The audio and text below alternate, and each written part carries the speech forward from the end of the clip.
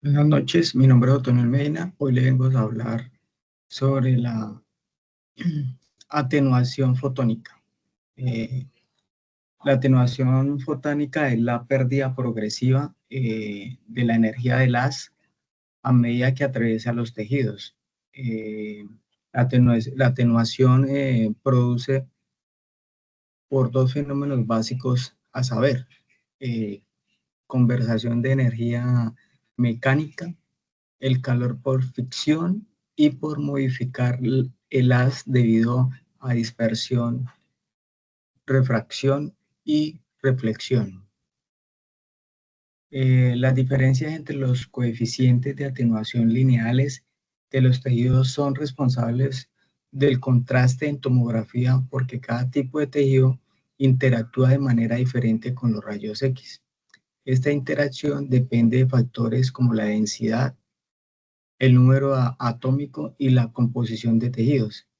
Cuando el haz de rayos X atraviesa el cuerpo, se atenúa en mayor o menor medida según el tejido que recorra. Por ejemplo, el hueso, al ser más denso y rico en calcio, presenta un coeficiente de atenuación mayor que los tejidos blandos, como el músculo o la grasa. El tomógrafo mide estas variaciones de atenuación y las traduce en unidades Hohlfeld que luego se representan en diferentes tonos de grises en la imagen. Por lo tanto, este contraste surge gracias a las diferencias en la absorción de los rayos X entre un tejido y otro, ya que si estas variaciones en los coeficientes de atenuación, todos los tejidos se verían igual y no podrían diferenciar estructuras anatómicas ni identificar enfermedades. El píxel y el voxel. En tomografía computarizada, el píxel es la unidad más pequeña que compone la imagen digital en dos dimensiones. Cada píxel representa un valor de atenuación de los rayos X en el plano corte. Y al unirse en una matriz forman la imagen completa que se observa en la pantalla.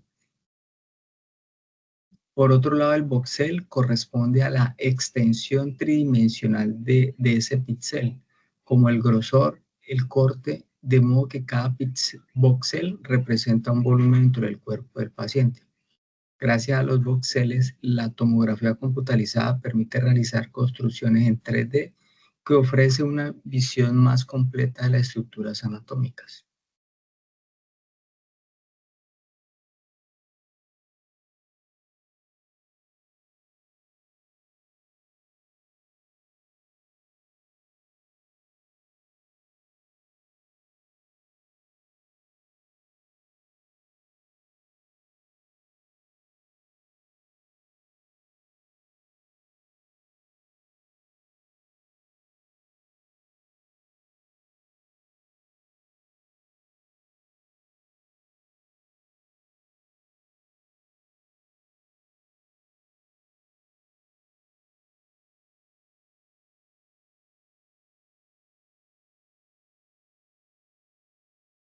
Los parámetros de adquisición. En los estudios de tomografía computarizada existen dos modalidades de adquisición,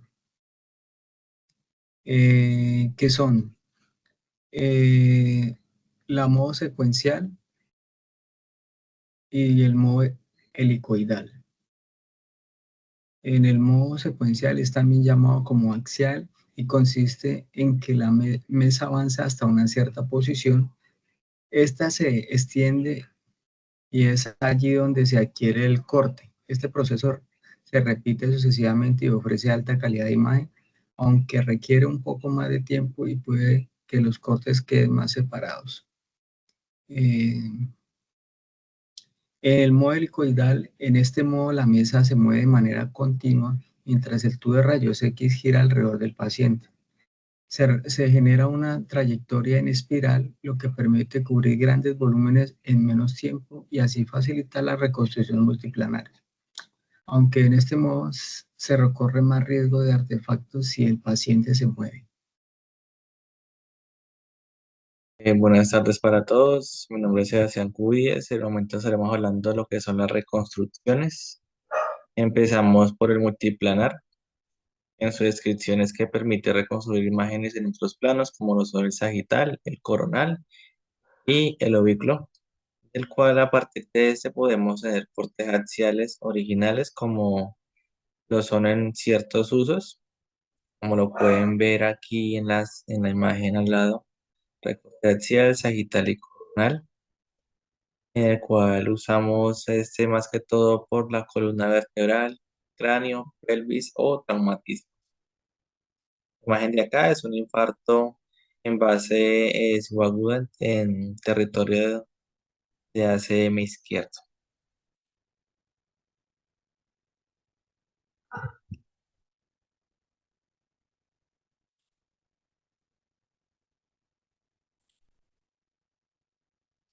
Seguimos con la mínima intensidad en proyección, en el cual este solo proyecta los voxeles con menor densidades, como son la intensidad, aunque este puede ser muy útil para valorar las vías aéreas, las zonas de atrapamiento aéreo y en las detecciones de enfermedades de las vías aéreas pequeñas, como lo son los pulmones. En estas vías, el conducto pancreático o biliar, o por último puede ser también el enfisema pulmonar. En la imagen que tenemos acá podemos ver una reconstrucción volumétrica en proyección mínima intensidad, en el cual se puede observar que estas imágenes muestran solo los valores de menor atenuación, ya que se puede ser útil para valorar la vía aérea, como las zonas de atrapamiento aéreo y en la detección de enfermedades de las vías aéreas más pequeñas.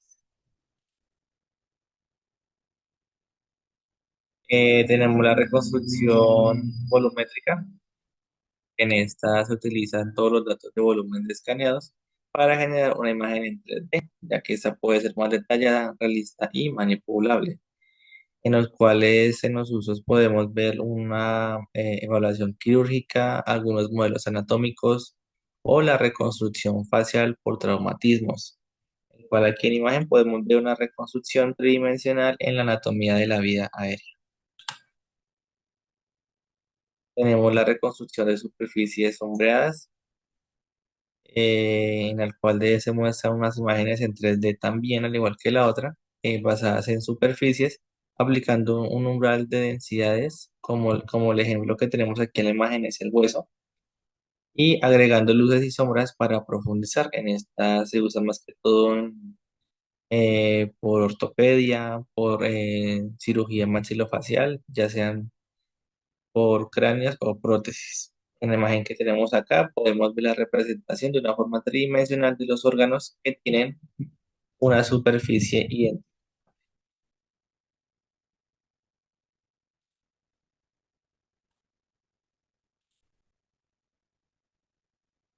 Gracias.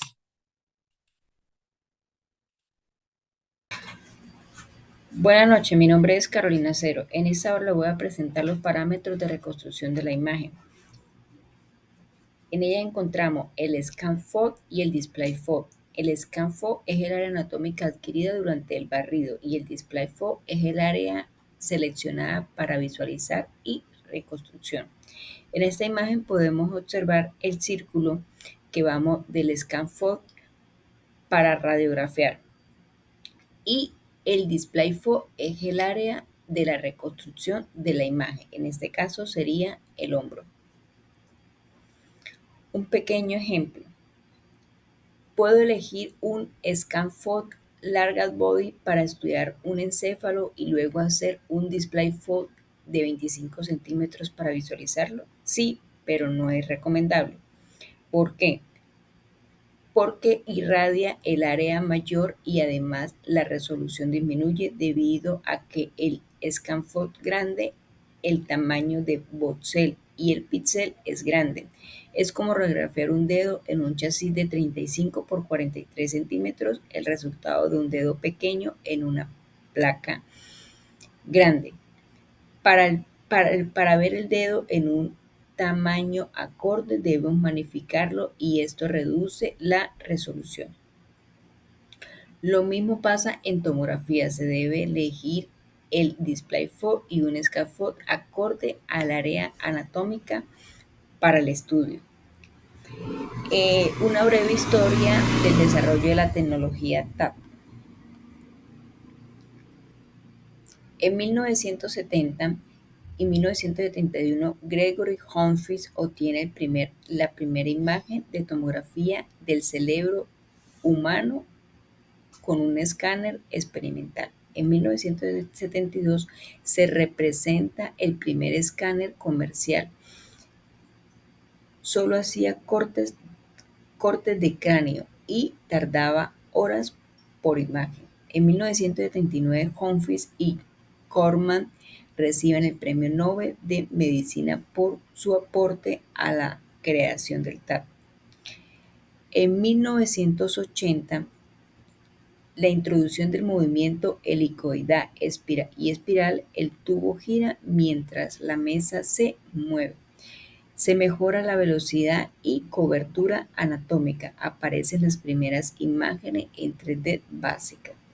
En 1990 se incorporan múltiples filas de detectores, adquisición de muchos cortes simultáneos, mejora radical en resolución, velocidad y reconstrucción volumétrica. Uso reciente en urgencias y traumatología y cardiología. Para el 2000, la reconstrucción interactiva mejora la calidad de imagen con menor dosis de radiación. El TAP de doble energía, Dual Energy, permite diferenciar materiales, por ejemplo, cálculos de ácido úrico y cálculos biliares. Se perfeccionan la reconstrucción en 3D. Para el 2010, la introducción de la inteligencia artificial en la segmentación, detención de patología y reconstrucciones automatizadas.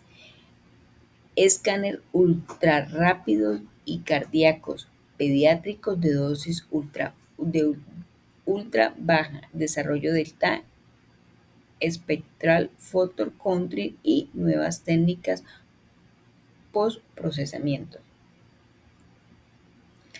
Para la generación de 1992, el tubo de rayos X era un único detector tubo y el detector que se movía de manera lineal, traslación y luego rotación.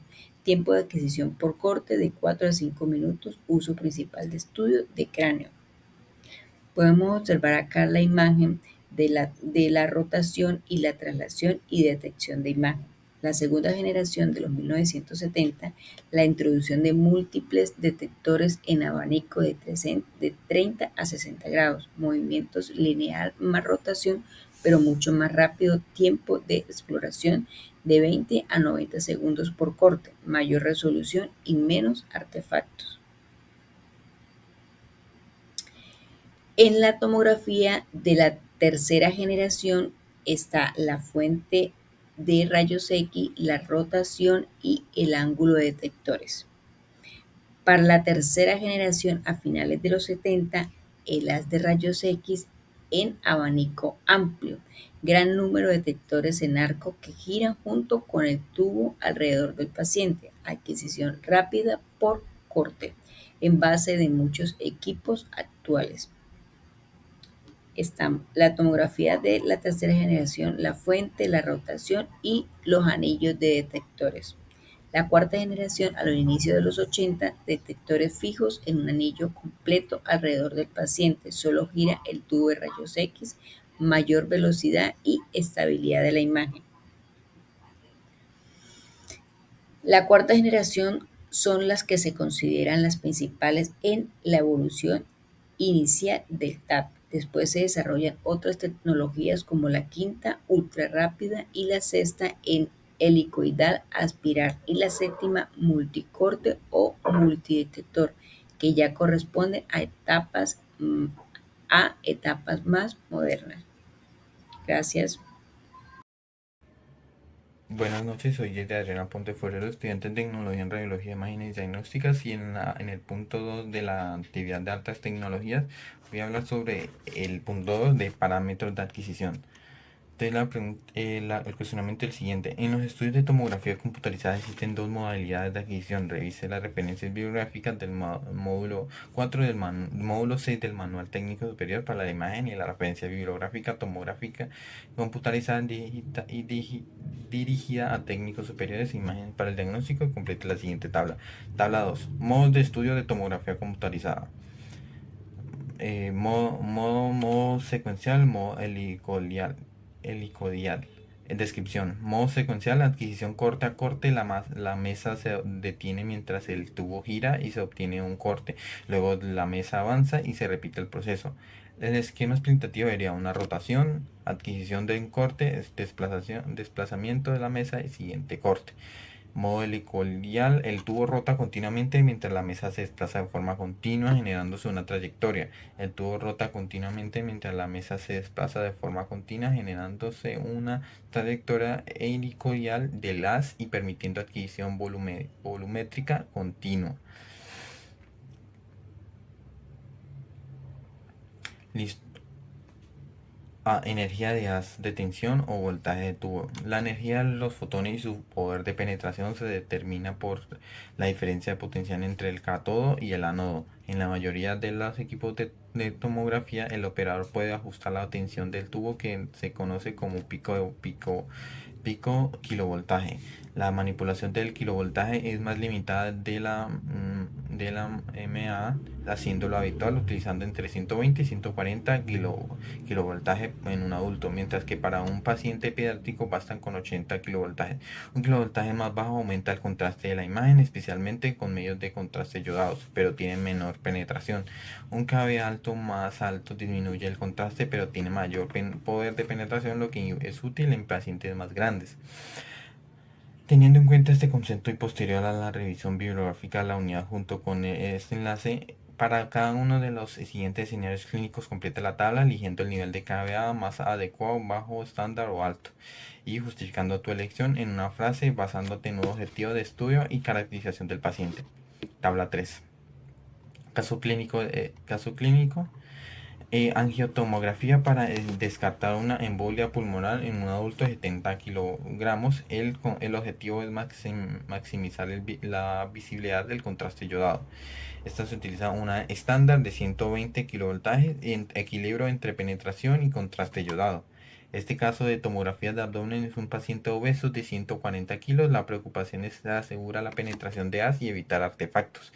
Alto, un 140 de kilovoltaje, mayor penetración y reducción de artefactos. Tomografía de tórax a un niño de 5 años. La prioridad es obtener una imagen diagnóstica con la menor dosis de radiación posible. Bajo, 80 a 100 kilovatios. Menor dosis y buen contraste con medio yodado. Tomografía de abdomen de rutina. Es un adulto de 75 kilos con dolor. En específico se busca un equilibrio entre calidad de imagen y dosis. Estándar 120 kilovoltaje. Balance adecuado entre calidad y dosis. Esta tabla muestra distintos escenarios clínicos para completar con un rango de kilovoltaje. Elaborar propio. A ver, corriente del tubo. La corriente del tubo medida en miliamperios es la intensidad de la corriente del filamento catódico y controla el número de electrones emitidos.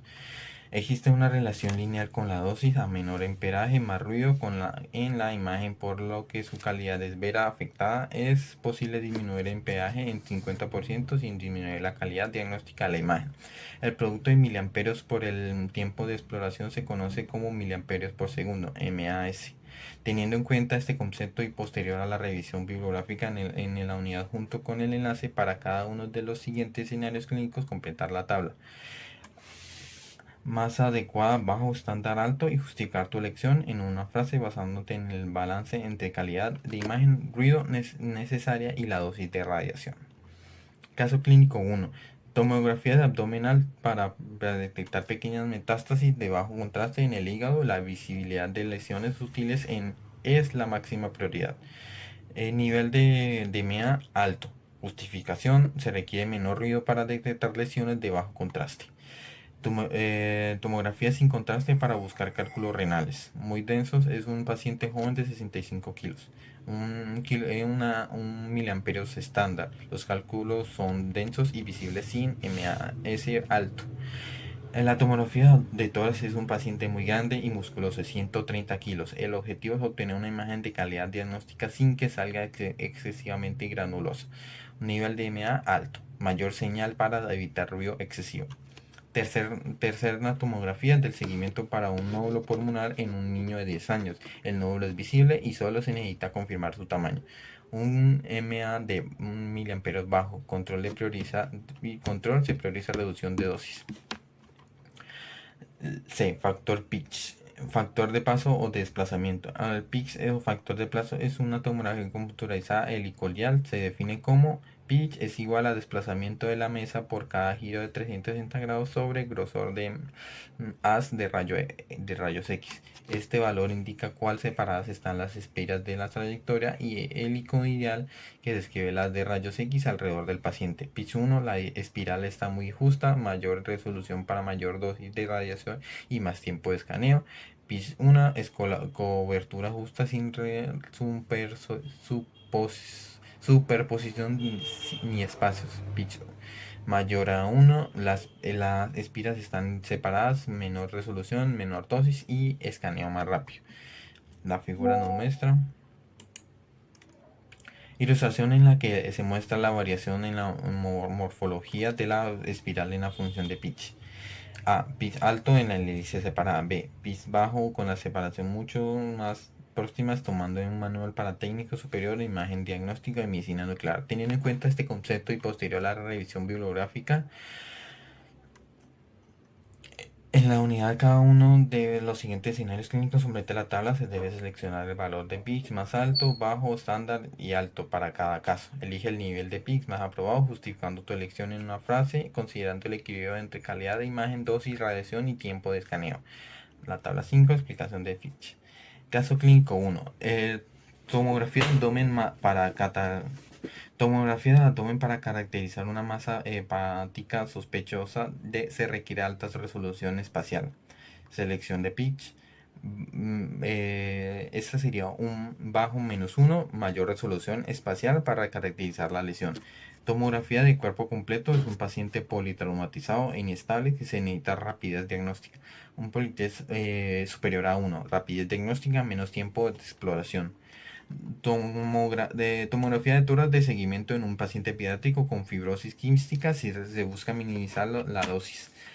Un pitch alto, mayor a 1. Reducción de dosis de estudios de seguimiento. Tomografía de cráneo para evaluar una hemorragia subaracnoidea aguda se requiere alta calidad de imagen. Bajo, menos pitch. -1. Alta calidad y detalle para detectar pequeños focos de sangre. Recomendación para el siguiente punto: recuerda que un pitch bajo mejora la resolución, pero aumenta la dosis y el tiempo. Un pitch alto reduce la dosis y se le acelera el escaneo, pero puede comprometer la calidad. El pitch está igual, ofrece un equilibrio entre calidad y eficiencia. Ese sería mi punto por ahora. Muchas gracias.